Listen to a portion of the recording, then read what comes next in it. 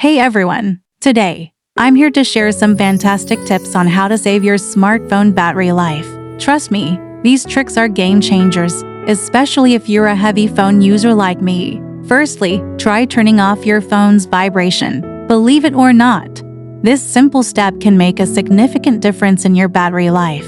Secondly, consider turning on your phone's low power mode whenever the battery drops below 50%. And guess what? You can even schedule it to turn on automatically. Now, let's talk about apps. Many of us have a bunch of apps installed that we rarely use. To extend your battery life even further, go to your settings and disable background app activity for all the apps you don't regularly use. This will prevent them from draining your battery in the background. Lastly, if you own an iPhone 12 or later, make sure to turn off 5G Wi-Fi calling when you're not using them. These features can quickly drain your battery life. So there you have it, folks. Implement these tips and enjoy a longer-lasting smartphone battery life. Thank you so much for tuning in today. If you found these tips helpful, please don't forget to like, follow, and subscribe for more awesome content like this one. Until next time.